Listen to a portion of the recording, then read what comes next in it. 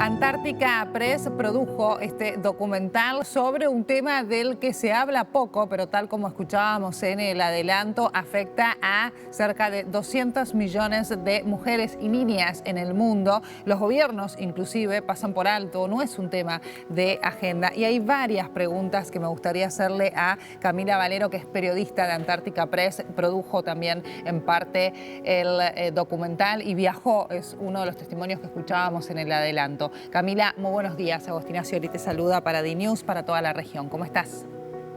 Hola Agostina, ¿qué tal? Buen día. Buen día. Bueno, te veíamos allí en las imágenes recorriendo también distintos territorios para escuchar en primera persona un tema del cual se habla poco y que representa un sufrimiento para las mujeres. Es una forma de violencia de género de la que hoy por hoy no se habla.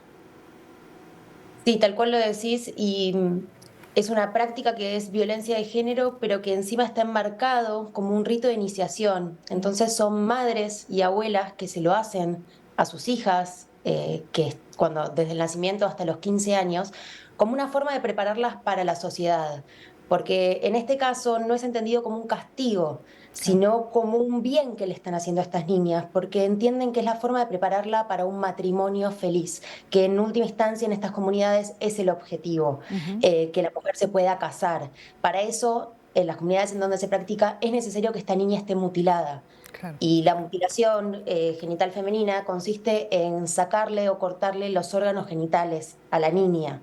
Sí, una Es una práctica, práctica. digamos, no respondo, y es la primera pregunta que surge, y estimo ustedes con Joaquín, cuando empezaron a investigar sobre ese tema, la primera pregunta es, ¿responde una cuestión religiosa? Digo, que sería igual de condenable, digamos, seguiría siendo violencia de género, pero no responde a una cuestión religiosa, ¿verdad? No, tal cual lo decís, esto no está incluido en el Corán, en la Biblia, ninguna religión lo avala.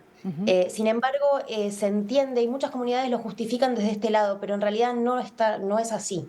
Claro, claro. A ver, ¿es una práctica permitida en el mundo, en todo el mundo? ¿Hay países en los cuales esté prohibido?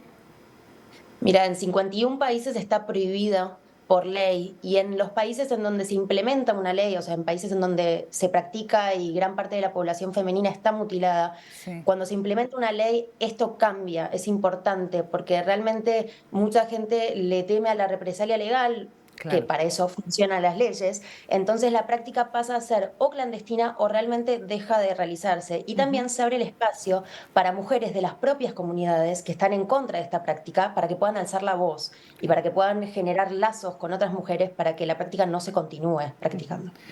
¿Qué pasa con aquellas mujeres que en realidad no fueron sometidas a la práctica? ¿Existe? Es decir, hay personas que, mujeres de alguna manera, igual son niñas, ¿no? Porque esto se practica desde que nacen. ¿A qué edad se lleva adelante la práctica? Donde no tienen poder de decisión en realidad. Mira, depende mucho de la comunidad, pero normalmente es desde el nacimiento hasta los 15 años, Sí.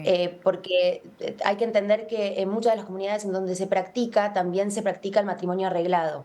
El matrimonio arreglado muchas veces es una vez que la mujer tiene su primera menstruación, ya está apta para casarse. Claro. Entonces no siempre se espera hasta los 18 años o hasta la mayoría de edad, sino que puede ser antes este matrimonio arreglado.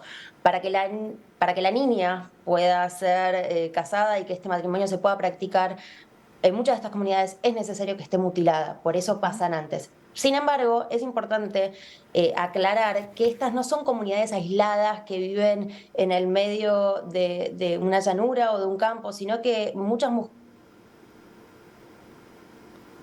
Ay, me parece que ahí perdimos la conexión con Camila, quien nos estaba relatando este trabajo que han realizado con Joaquín Sánchez Miño. A ver, Camila, si ahí te recuperamos.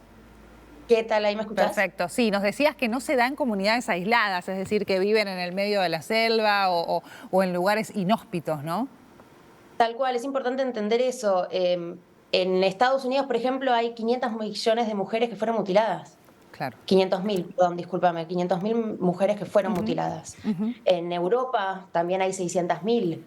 Claro. Estamos hablando de números muy grandes y de mujeres que viven en ciudades y en digo, en lugares que uno se las puede encontrar en todo momento. Por eso es importante hablar de esto, ¿no? Que sea un tema que podamos discutir, que se sepa que hay muchas mujeres que son mutiladas y que hay mujeres de las propias ciudades, localidades y comunidades en donde se practica que están en contra de esta práctica, que están en contra de esta tradición. Claro. Claro.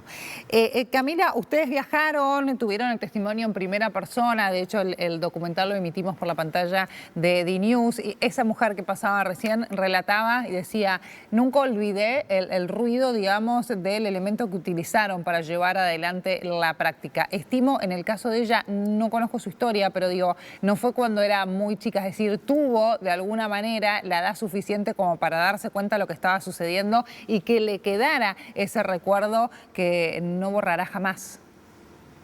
Sí, la mujer de la que hablas se llama Aya Ismail. Ella tiene una fundación que se llama Save a Girl, Save a Generation, y ella pasó por la mutilación genital femenina a los 5 años. Ah.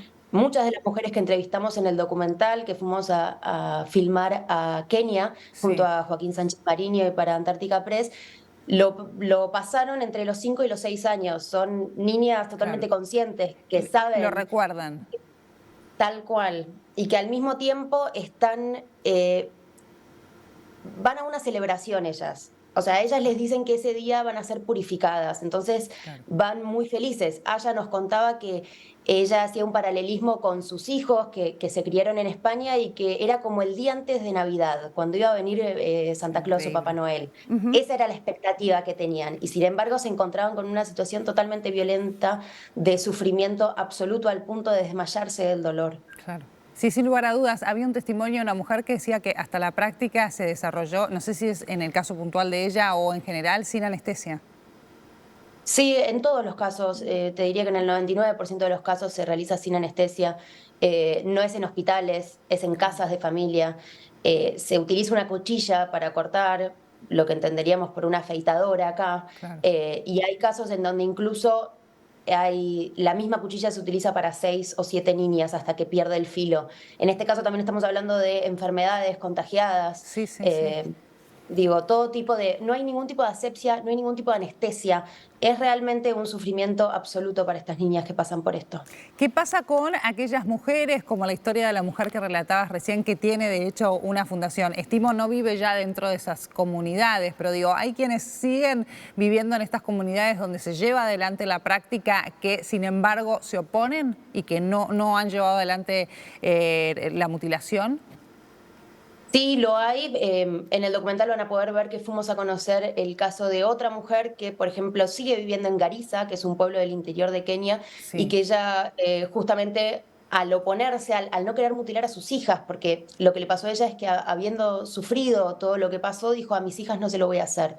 Y ese muchas veces es el instinto que les da fuerza para realmente alzar la voz. También lo que sucede y lo que nos contaban ellas es que al alzar la voz y hablar con hermanas, amigas de la misma comunidad que les dicen, yo a mis hijas no las voy a mutilar, realmente se abre una posibilidad, porque para muchas de ellas la tradición es tan fuerte que no creen en una posibilidad en donde esto no pueda suceder, hasta que alguna de ellas dice, basta, yo no se lo voy a realizar. Claro. Necesitan fuerza, pero pasa siguen con pudiendo vivir. Claro, ¿y qué pasa con esas mujeres a la hora de establecer una relación con un hombre? Porque también escuchábamos el testimonio de un hombre que lo toma con total naturalidad y que inclusive es algo que está bien visto. Estimo que estará mal visto que no se lleve adelante la mutilación genital femenina. Esto está cambiando en los últimos años, la previsión de la ley ayuda también a que esto suceda, porque muchas veces incluso, si bien la mutilación se practica para el casamiento y para el hombre en algún punto, digo, ese sufrimiento para estar apta y lista y preparada para este hombre que va a ser el marido, muchas veces no se los incluye tampoco en la decisión.